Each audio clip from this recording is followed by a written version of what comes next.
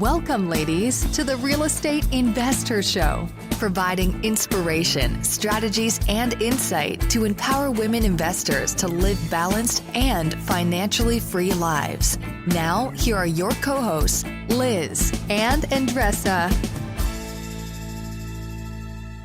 So today's episode, ladies, you're in for a real treat. We have Kim Avant-Babb on our show. She has been in investing for 38 years.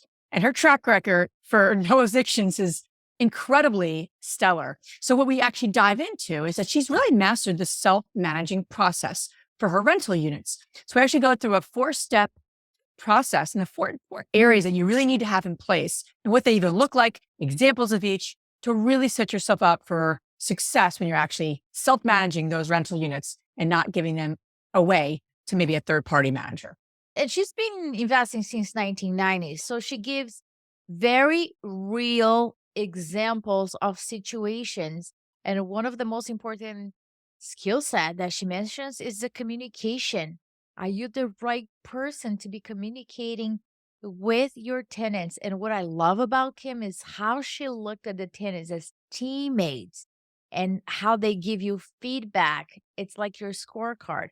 Truly love this. If you're looking to self-manage, if you are in real estate, building your generational wealth and building portfolio with rentals, this is a must. This is a totally must podcast for you.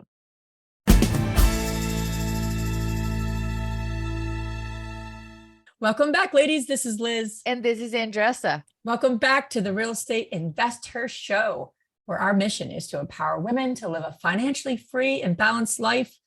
And thank you for being back with us for another interview where we dive into a rock star women's world, whether it's investing, business, or self-care, our 3 pillars. And so excited to have you, Kim, on our show as our 3rd-time guest.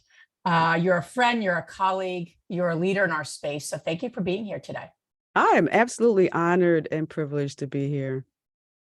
So before we get to Kim's story, we'll get you up to speed a little bit there, and we're going to talk about pros and cons, self-managing, hiring a third-party manager. We're going to go through your 4-step process of making sure you're doing what you need to be doing to grow your portfolio. Before we get there, Andres, we always like to get connected to all of our amazing listeners and community that's out there with us on this journey. So you're on the docket here. What do you have?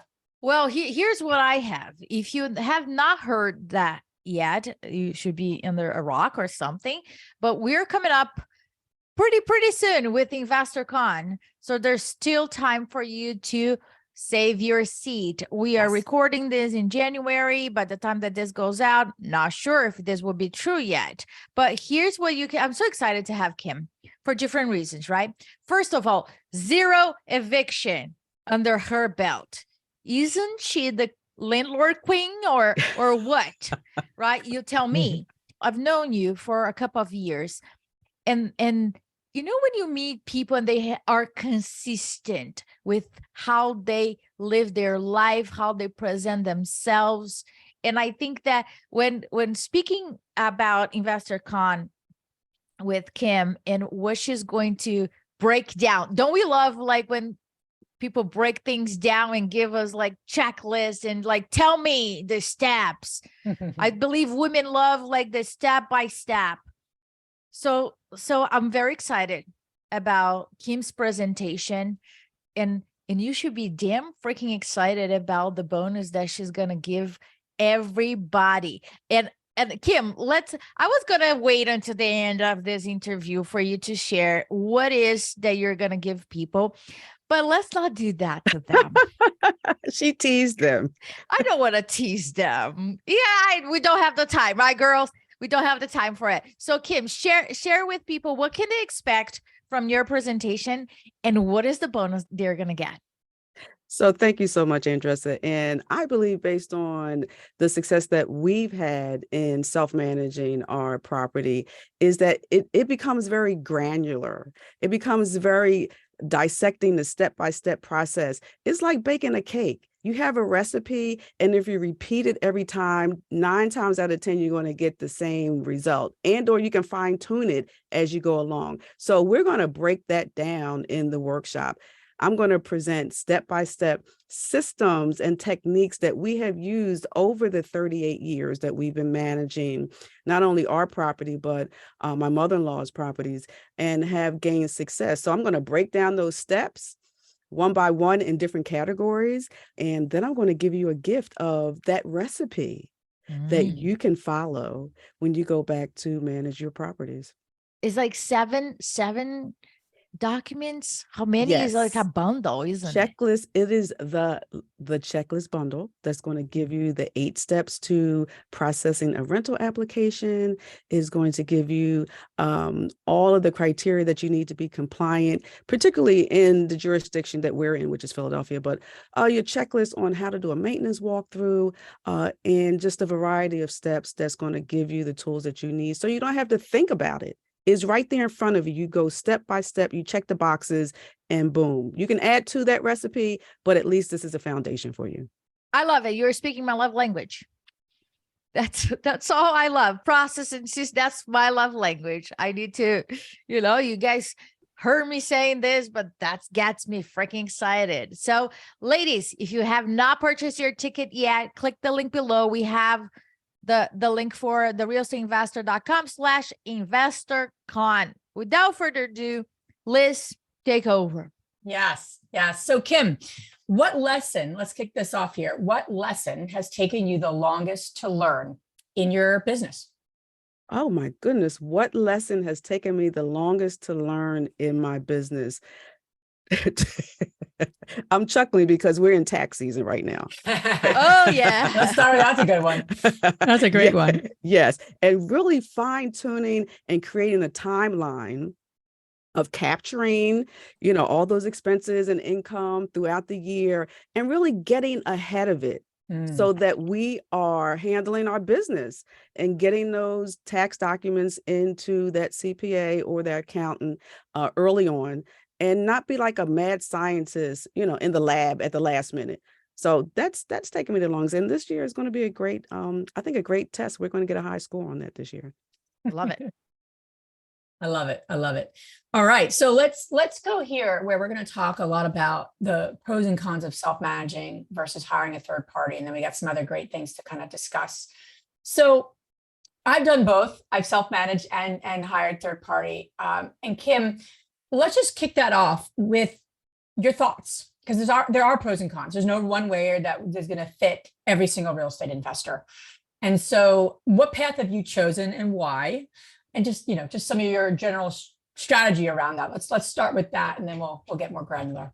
Sure. And what I find is that many of us find ourselves in real estate by different entry points, right? We could have inherited a property. We could have intentionally said, I want to get into real estate. So we come at different angles. And because of that, sometimes we're not prepared. Many times we're not prepared because we're just winging it. And so rewind 38 years ago when I met my husband, who, by the way, we've been friends for 40 years. We've been married for 38. And when I met him, one of the unique things that was different between his family and mine is that we always owned our primary home, right? But his family, they owned their primary home, but they also owned investment properties, multifamily units. And so when I met him, I was introduced to that difference around real estate. And we started managing his mom's multifamilies. We were like zombies walking in the dark with our arms extended, trying to figure this thing out. But one of the incentives that his mom gave to us as a young couple, just digging our way into consumer debt, was that if you finish the property, you can have the rents. What an incentive, right? To hustle. Oh, yes. And get the daggone thing done and learn as you go. So that was kind of our entree into self-managing. And that was managing his mom's real estate. And she was buying, this is kudos to, the women out here. She was buying real estate into her 70s. Wow. And she was a factory sewer. Wow. Just squirreling away her money and buying properties. Good for her. And so, we helped her along and we learned along the way. And because of that, we really just replicated that approach to it as we acquired our own assets. It was just instinctive. No, we're going to manage this. Now, I should retract that because we did attempt to identify a property manager for her unit early on, and it just didn't fit. So we said, you know what, we'll roll up the sleeves and we'll do it ourselves.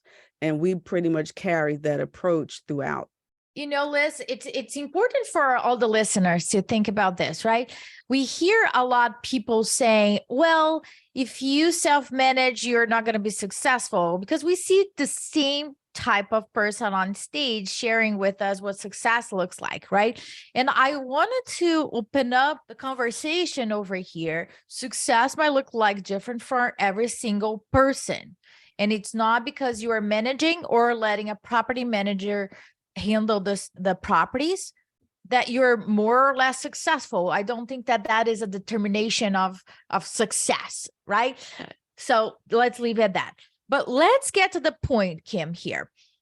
You have 4 steps for people to determine if self-management is a fit for them. And I think everybody should have this comes to Jesus time where they, before they jump in and try to manage, right, that they do like a inventory, that they stop and think before they make a decision, because then it is a strategic decision instead of, oh, let me just put a fire over here and do that.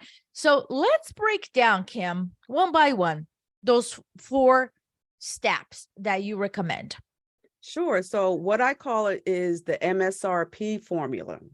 And for those retail connoisseurs out there, this is not the manufacturer's suggested retail price acronym that we're familiar with. It stands for mindset, skill set, resources, and your plan. I believe that it's a fair assessment that one should take, even if they're already in it and or if they're starting, right? Because statistics show that 35% of real estate investors who buy rental properties fail within the first 5 years. So if you're measuring your MSRP, what is your mindset? It's kind of like Michael Jackson, the man in the mirror, or the woman in the mirror in our case. What is your mindset? Be honest about that. I was at an event this past weekend and met a woman who is in the real estate, and she clearly said, I have a property manager because I don't like dealing with people. I have a problem communicating. So what's your mindset? Be honest on what your mindset is. Secondly, is your skill set. You just mentioned your love language, Andressa. You have to have the right skill set. Do you have administrative skills? Do you have diplomacy? Are you able to follow through and follow up? Are you able to follow checklists and be in communication with your tenants? Are you able to, have intuition and sense when something is going on? So skill set is very critical to the success of your ability to either self-manage or manage your property manager, because I always like to throw that in there. And then, so you have your mindset, your skill set, your resources. We all know that when you're managing real estate, you need resources. What happens if the hot water tank busts, or if there needs to be new concrete, poured on the front sidewalk? What kind of resources do you have? What's your network like? Which is very important when you're assessing whether or not you want to be in this game. Because if you're just winging it and you're in it and things happen, what are you going to do? Right? How do you serve your customer, which is your tenant? And then the final P is the plan. What's your plan? I learned how to play chess at a very early age, right? And chess is all about strategy. How are you going to move? What your next 2 steps are going to be? So when we talk about the plan, what's your plan? What's your exit strategy? What's your acquisition strategy? Are you going to leverage these assets? Like, what is your plan? So mindset, skill set, resources, and what's your plan, I think, is a great formula for someone to just take a pause, sit back, and ask themselves those honest questions and be honest about it. I love that. Let's dissect that. I like dissecting. So the mindset, right? I think the mindset, because I can't see my blind spots. So unless somebody tells me otherwise, or I have a very solid group of people that I like, trust, and respect, is really challenging for one to evolve and to have a mindset that is supportive, empowered, instead of a victim mindset, right? Because that's their reality. That's how they see it, is a lens. That is the truth, right? Until there's a click or somebody coming around and say, actually, turn it this way, and you can see the same reality from a different point of view. Those are tweaks. So for mindset, if something is not working well for an investor, right? We usually go to the nitty gritty, but I dare to say many times, the bottom line, it's a mindset issue. So how do we tackle that? How do we switch, improve, and I don't know, take it to the next level? How have you been able to do that? Yeah. I think you have to own your behavior. What do you mean by that, Kim? What do you mean by that? I'm going to unpack that. You have to I love it. You have to own your behavior. If you are short with people, right? Or if you are terse, if you are non-responsive, conversely, if you are very communicative, if you get positive feedback from your teammates, and I consider your tenants your teammates. Your tenants are your on-site property managers, your first line of defense of protecting your asset. So if you're getting positive feedback from your tenants and your customers, then that must mean you're doing a good job at, being mindful and being that type of person that you need to be. Conversely, if you're getting negative feedback, then I think you need to, again, own your behavior. And if you want to be successful in the performance of your assets, you got to make adjustments. If you don't make adjustments, then you're going to get the report card that you get. You're going to get non-communicative tenants. You're going to get people who pay late. You're going to get people who don't pick up your call, ignore your emails. So there are signs as to whether or not your personality, your mindset is really working. Kim, do you think that all different types of personalities can be effective at self-managing? I hesitate because of some of the individuals that I interact with who admit I don't deal well with people. So if all different type of personalities can manage property, I think, again, if we own our behavior and look introspectively and say, I don't really have the personality to do this. Conversely, I have interacted with landlords who say, I'm too nice. I was going to say that. It's the other the spectrum opposite. too, Yeah. which could get in your way, right? Yes. So, yeah. Where do you think will be the sweet spot? So let's think about this, right? You have those, raise my hand over here, on that type of spectrum that does not like the minutia, that don't think so much. I own that, right? That's not my type. And then the other side, you have people that observe all the stories, the reasons why it's so nice to them. So we did when we self-managed. Absolutely. Take advantage, and then people take advantage of it. Mm-hmm. How does the middle ground should look like? So if you were to picture a perfect self-managed investor, what are the traits and characteristics that you would say are important? Communication for me is the elixir of a fruitful, a productive relationship, right? So someone who has great communication skills. And I have a friend who's a judge, and I borrow her statement a lot. And she says every day she stands in judgment of people, right? On the bench. Mm-hmm. And so that ideal self-manager is someone who has a good sense of judgment. I feel that we have a great sense of judgment of people's character, right? Once we analyze all the data, the background checklist about them. So having great communication skills, being able to judge people in a healthy way as it relates to your business, not in that negative way of judging, and then having diplomacy, right? Being able to interact with someone and admit if you made a mistake or if I was wrong, and conversely communicate that to them in a respectful and timely manner. I think those are the soft skills that present, a person that is a viable candidate for self-managing. Kim, what would you say? There's a lot of property managers now that are pretty much at the point where, there's very minimal human interaction you need to make with your tenants. They've taken a lot of the humanness out of it to make it more automated, more seamless, more tech oriented. I'm curious to get your thoughts about that. And because when people think about self-managing and you hear different people talk about it, they do go down the path of, okay, what tech can I put in place? How can I minimize, right? Have it, from an automation perspective, what have you automated and what haven't you automated? Is there a balancing act there?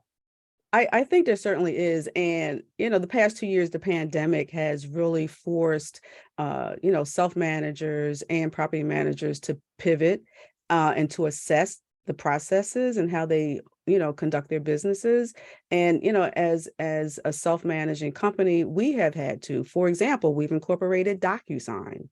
Right. We rented units during the pandemic. Historically, once our showing agent went through all of the applications, I then take on the ball and manage the final screening of that tenant in person. I couldn't do that. So we incorporated technology such as DocuSign. Additionally, I would typically meet with those applicants because I'm into that love language, Andressa. I want to read your body language as I'm asking you questions because I'm judging your character. I couldn't do that. What we did is we incorporated Zoom. And part of that gift is a Zoom checklist. I would ask them specific questions and watch their body language. So technology has helped us to navigate. Conversely, to your question, Liz, about property management and how they've incorporated technology as, a main tool. I come from the old school. Like I will pick up the phone and call someone in a minute if I'm not getting a response from a text or an email, because the human touch, the human interaction for us personally adds a layer of relationship building, versus a text or an online system where you're just putting in your maintenance request, which is fine. But I think there needs to be a balance to that. Couldn't agree more, Kim, because, people make meaning of what they read, right? And they hear the voice or the tone, or I don't know about you, but people that come from different countries, right? We're going to literally, what you wrote is what it is, not literally, right? So when people sometimes make jokes with me and then I look at their body language to see if that's what it is or if they are joking, but if they write that to me, many times, Beverly, as a common friend of ours, I say, what do you mean? And then she says like emojis, like laughing face, because she knows that I did not get what she was trying to say, right? So I think that it's so important what you're saying. There are certain things as like, hey, my toilet is clogged. Pretty simple, right? But Yes. then when it comes down to having deeper conversations about a renewal, an increase, or a move out, or a bigger issue, I think that the generation that I am a millennial, but I don't consider myself part of this generation that use text message and full conversation in writing as an effective method. So I don't know if you have like a hierarchy in terms of communication. So it's super technical this way. And then what makes you get to the phone besides them not responding? Is there a specific subject that you will either skip the writing or, like Judge, right? Keep everything in writing. So what are your do's and don'ts? So I think it depends on the situation. And I will use a recent example that we had with one of our units. It was a bizarre issue with water. A mysterious source of water was seeping through the front foundation of this property. And our on-site manager, our tenant, detected it initially, right? And brought it to our attention. And initially it was just a small seeping. And over 30 days, it grew to pumping 18 gallons of water an hour out of this basement. It was bizarre, right? At the end of the day, we found the source, but over those 30 days, like it started with a text, Babb Properties, you got an issue. Okay, fine. Let's just monitor it. We went on site, we checked it out, and we monitored it. And then as it got worse and worse, our tenant lives there. So they were dealing with it on a daily basis. But as property owners, we eventually were on site as well, helping them pump water, using our resources, political resources, our network, and ultimately having a daggone street dug up twice to find this source, which was a water source from an old abandoned building next door. Wow. But the point that I'm making is we started out with text communication, and then it built up as the problem built up to being physically on site. And I equate it with a parent having a sick child, right? We want to comfort them, but we can't remove the pain, but we can be there holding their hands, right? And showing that we're genuinely concerned about this, which was the relationship that we had with our tenant in this situation as it built. So it went from technology, but I believe depending on the situation, you got to step up and step in and be on site and show that you genuinely care and that this is a mutually beneficial relationship. I'm providing a wonderful abode for you in exchange for payment, but we're in this together when it gets hot and heated, like a situation like that. Yeah. I'm not just going to send you a text, say, well, I called the water department. They'll be there. I'm not sure when, just hang out. No. I love that. And it's also part of management. You said management under skill set. And you also have shared so many different things. I know we're talking about mindset, but you really talk about skill set as well. So much of management is a marathon. It's a marathon, really. It really is like the initial call, the follow-up, the checking in. It's a multi-step process. So if you think of people who are really good at that, especially in self-managing, right? They're able to play out the marathon. And then there's people that like a sprint. They're like, I got the property, I got the tenant, I'm on to something else. And there are people that are like that, but yet now they have this portfolio and they're like, they're calling me again? I thought I was done with those people. And it's more of so I made this analogy last night and I think it's relevant here is that, do you like sprints? Do you like marathons? People that are actually more, in my opinion, totally my 2 cents, but people that are really good at self-managing actually are more marathon oriented, and they're able to go to the next follow-up, the next follow-up, the next follow-up. They're not on to the next thing necessarily in and of itself. Doesn't mean they can't be creative. Is that related to emotional intelligence though? Because then I feel that those folks are like complaining that the tenant is giving them the feedback, Kim. As you said, it's like, I'm annoyed that they're complaining. Here's my thought. We could debate this, but I don't know if it's an emotional piece. The fit is off, right? It's a square peg in a round hole. And I think that people that are creative, they get attracted to real estate investing and maybe for acquiring the deal. People that are amazing at acquiring deals, they're on to the next deal. They're on to the next thing. And actually that's the opposite of what you need on managing a business. It's the opposite of what you need on managing anything to fruition. And so, but that happens all the time, right? You get the square peg in the round hole and you get this creative type that's just like, oh, I got to hear from them again. And it's not that they don't want to help them, but they're kind of on to the next thing and they're not fulfilling that energy of creativity or whatever is moving them. And or service, right? Or service. This is servicing your customer. I look at this industry so much as, a team. I love that you call your tenants teammates. I think that's a beautiful thing. Oh my goodness. So when I go through the final screening process, I build up this environment like Willy Wonka and the Chocolate Factory. Like you want the golden ticket to get into one of our units, and I had a couple who's still in one of our units and they were like, we won the ticket. But over the 38 years, we have, interviewed hundreds and hundreds, maybe 1,000, applicants. And when I go through that process of calling their previous landlord, well, number one question is, why are you moving, right? And they give us the reason. And then I'm doing the landlord verification. And I'm telling you, I have interacted with some landlords and I've said to myself, I see why they're leaving. Wow. Landlord doesn't return a call, or, when they return the call, they're short. They're terse. What are you bothering me for? Sure. Yeah, they're leave. Is energy and attitude, I think, matters a tremendous amount when you're conducting this business. I love that. And it is a business. It's That not your is, personal relationship that you can just blow somebody off, even though it's supposed to be a mutually beneficial relationship. Like they're the headache tenant, they're getting on your nerves, but you want their money. But you don't want to call them back for 2 weeks. That's just not a standard that we accept.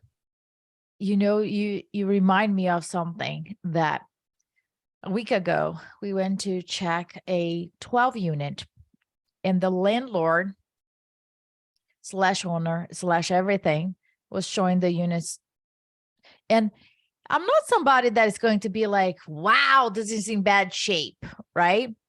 I've seen it. I've smelled it. I've seen it, all of it. But I got pissed off at him internally to the point that I was saying nothing, because to the way that the lack of maintenance with tenants in there, it kind of pissed me off to the point that I was like, you are a landlord here. And don't you see that the bathroom is sinking to one side, and you tell me that you don't charge rent from one of the tenants because he does the maintenance in the building? Wait. So I was like, how can you sleep at night, right, knowing that your tenants are in the building, that it's not appropriate for them? I wanted to get them out, renovate the whole thing, and put them back, right? But you're delusional with your asking price, and what you see here is not what we are seeing. But this, you're saying the attitude, because I don't think many landlords can see the tenants as teammates. They see as you're doing them a favor. And I can't take that. I agree with you. And one of the test questions that I pose out there in the landlord world is, would you live in your unit? Your standard should be at a place that you would live in your unit. We would live in any and every one of our units, number one. And then secondly, I look at this, and I think perspective is so important, right? I look at this business as it's a team sport, right? It's like that three-legged stool. Without the tenant, the property doesn't produce. Without the property, the tenant doesn't have a place to live. Without a quality landlord or property manager team, then the whole equation doesn't work. And any leg in that stool, if any leg in that stool is weak, is not going to be stable. Yeah. So that's why I look at it that, Kim. holistically. I love that, Kim. And that really goes to the resources. So if you got the three-legged stool, then you probably have like, what are the other stools that kind of support, multiple stools, I guess, under the table. I'm killing this metaphor right now. But when we go down the resources perspective, what do you think are the biggest mistakes, or the biggest mistakes and or the biggest needs that landlords have to really build up a network? Because it's critical. Right? What do you find to be, from a self-managing perspective? What's that 1, 2, 3? You need them on your team because you said network earlier. I want to get more granular on the network, like who specifically? Yes, and I believe honestly that my professional career, my professional past career, because I fired my 9-to-5 2 years ago. I was just so blessed to be able to do that. My past career really prepared me for our business along the way. So I had like a 10-year procurement career, right? Always sourcing supplies and goods, building relationships with suppliers for one of the largest, research institutions in the country. So to answer your question about resources, and I'm going to change the metaphor to a four-legged table. Oh, there you go. That's even better. Instead of it makes more sense than what I was saying. So you got the tenant. I was wondering. I was like, okay, Americans, I don't know about the three-leg table, but I guess the four-legged table, you got the tenant, the property manager, the asset, and the resources. So I believe that you have to identify the resources and build relationships before you need them. So that when you do need them, and this is old school, you've got a Rolodex that you can go to and identify a source. I believe in benches. I've done a lot of group work, group dynamics. I believe in having like 3 people on your bench in each position. And you can only have that if you're out there networking, building relationships, and vetting those resources so that when you need them, I'm not really into sports, but if your top player is not available, then you go to the second string, you go to the third string. But you're only able to do that if you're out there building relationships and creating those resources for when you need them. Lastly, I come from the old school. I was raised by my mother around time management. Like if you're early, you're on time. If you're on time, you're late. So if you need resources, you need to prepare yourself and have a bench so that you're not scurrying around when you need it. You've already got those resources lined up. And that's how we've been able to run that play. I just had that conversation about time with my son yesterday, going to swimming class.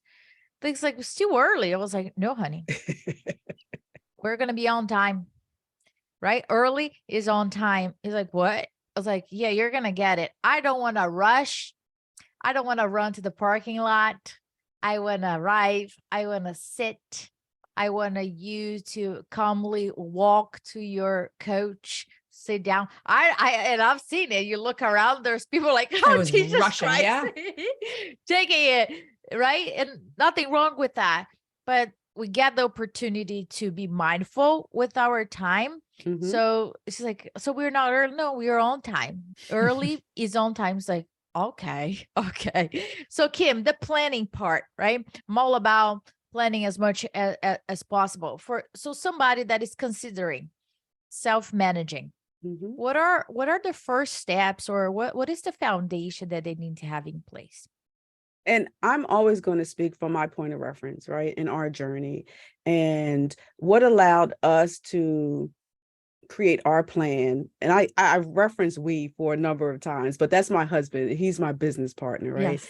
When we first were nudged into buying real estate as an investment by my mother-in-law, it was just haphazard, right? She really pushed us and really gifted us our first investment property. It took her 10 years to convince us that you need to have more than just a primary home, right? And so after that acquisition back in the early 90s, a series of events happened in our life. We're talking about careers, right? I was downsized twice. Back then, they called it downsize. You were downsized. My husband was downsized once. And we were raising a family, encouraging them to, obtain higher education. And all of these things were happening at once. And, we also had the foresight to think that prayerfully we're going to season. I don't like to use that word old, but eventually we're going to season. What does that life look like for us? How are we going to pay for college for our children? Do we like the feeling of someone else determining our economic health, being laid off? No, we don't. So we're going to take control of this. And this is where the planning came in. And this is where the education came in. And this is where the networking and the exposure to different ideas that we had not been exposed to. And we started planning. We started taking the risk once we obtained information and knowledge, and we started leveraging our assets to buy more assets, to say no longer would someone else control our finances. Daggone it, we're going to buy rental properties, and our tenants, our team members are going to pay us, and we're going to create our own economy here.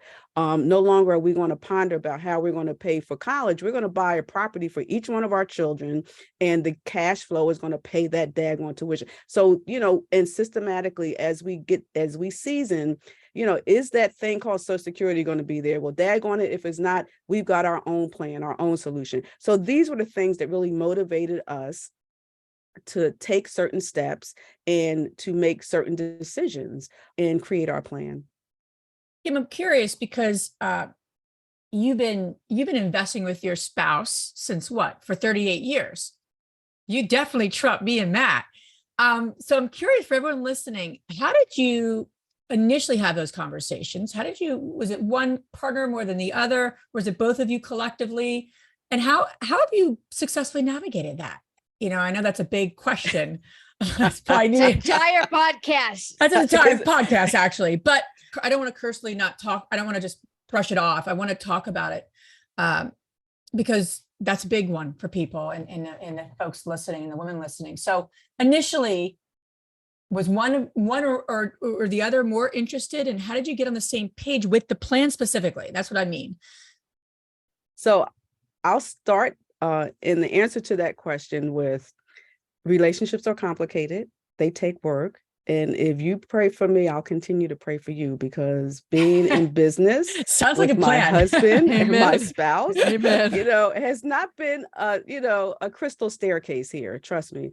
And speaking to the women out there listening to this response and to this question is valid in the world that we live in.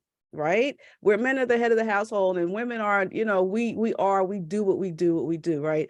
And for us, it was a unique journey, and it was compounded with my professional background, spending 2 decades at a very high level in the state of New Jersey, doing redevelopment, underwriting deals, and obtaining all of that knowledge and skill and interaction and expertise. And then coming into my business with my husband, whose family exposed me to it, who was already exposed to it, him popping his collar. I'm the one. And I'm saying, yeah, but I'm doing multi-million-dollar deals over here at work, 9 to 5. Like, I do bring some expertise to the table, right? So there were some growing pains. There were some growing pains, and there still are growing pains. We have an asset that we're trying to figure out what to do with. He has an opinion, I have an opinion. And sometimes I believe I've learned in relationships, you have to be patient. Like, everything is not for discussion right now. I pray for patience every day in my marriage. That's good advice. Right? That's great. I love this. You got to pick your battles. You got to pick the timing of the conversation. And sometimes you got to test the water. Like, I brought up this asset a few years ago because I'm the numbers person. I'm the process person. Yeah. And I'm looking at the spreadsheet and not seeing performance on this, saying, what are we going to do? What are we going to do? There's pushback. I'm like, okay, let me just back up on this. And I waited another year and I waited another year. So I think it's important to know yourself, to understand that relationships are very, dynamic. You're dealing with a whole nother individual with a whole nother perspective, background, upbringing, than them being that male, right? Having that perspective and that persona. It's been work. I tell people all the time, it's easy to get married. The work is staying married. And then you sprinkle being in business with your mate. It's an interesting journey, but we have weathered a lot of storms, and we walk around. We're empty nesters now, and just reiterating again that my mother-in-law, his mom, nudged us into this. We walk around now, just being humbly grateful and saying, Mom would be proud of us if she could just see, the growth from the seed that she planted and how we have nurtured it and grown it. We just walk around the house sometimes. I'll just say, we're blessed. Or we'll just sit and talk about his mom and say, how proud she would be of us. So it's been a journey, but it's work. It's work worth doing. And prayerfully next year, we'll be celebrating our 40th wedding anniversary. Now, I said that he is firing his, well, I don't know if I said it, but he's firing his 9 to 5 April of this year. And he's worked at night, most of our relationships. I worked during the day. I retired 2 years ago. He's retiring in April. Our 40th is next year. I'm praying that we make it, because I don't know if we can coexist like 24 hours together for the first time. That's part two, right? Kim, so excited to have you at InvestHERCon coming up, and you're just a wealth of knowledge. And not only your wealth of knowledge, right, but you explain it in such a kind and specific way, which is a unique blend. So where can the ladies listening learn more about you, follow you along your journey, and please share that. Yeah, so I have a website, www.lldocs30.com, and I'm on Instagram at the same LLDOCS30. I'm excited to meet all of you and be a resource for you as well. And I appreciate you, Liz and Andressa, for having me and valuing me as a resource. 100%. All of this information and the links that Kim just shared, you guys can find on our show notes. Now we're going to transition to our fabulous 3 questions. And the first one, Kim, is, what's the most transformational book you ever read? Recently, in recent years, it's been Who Moved My Cheese? which is a book about how you manage change. And that metaphor can be anything: change in relationships, change in jobs, change in health. I think it's so important to be able to manage, number one, to identify your personality and how you manage change, and recognize that, again, own your behavior. So that book is a quick read. It's a whimsical story about 4 different characters, and you kind of hone in on which character is similar to you and how you manage change, because change is inevitable. Totally, right? The second question is, what's the most powerful routine that you do to create a financially free and balanced life, whatever balance means to you? Positive self-talk. Every morning. Obviously, I'm praying, but I'm also journaling and motivating and pouring in positive talk. I can do it. You can do it. And success leaves clues. So I'm always looking at what I, deem as successful individuals or circumstances, and ingesting that information to build my strength, my mental muscle on a daily basis, because we can overcome anything mentally, spiritually, physically, business-wise, if we have the right self-talk. Last question, which woman, famous or not, has inspired you the most? My mom. Yeah. Factory sewer, again, like my mother-in-law, and just represented the ability to create something from nothing, from as young as I can remember. She was a factory sewer, but also a seamstress and a fashion designer. So I grew up watching her, take a raw piece of fabric and make my beautiful wedding gown, or my beautiful prom gown, painting a home that we moved into. So just showing resilience, creativity, ambition, and stick-to-itness. Awesome. Kim, thank you so much for being on today, and excited to see you soon. So appreciate you being there in May and just all that you do. So thanks again. You're welcome. Thanks, Kim. You're welcome. If you enjoyed this podcast and want to receive updates on our next interviews, go to our website, therealestateinvestor.com. There, you can subscribe to our show, become part of our investor community, and get updates on upcoming episodes. If you like our show, please share it with other women who would benefit. And don't forget to leave us a rating on iTunes. We'd really appreciate it. And as always, we encourage you to take one action as a result of today's show and put it into motion so you can live both a financially free and balanced life. Thanks for spending time with us. Ciao.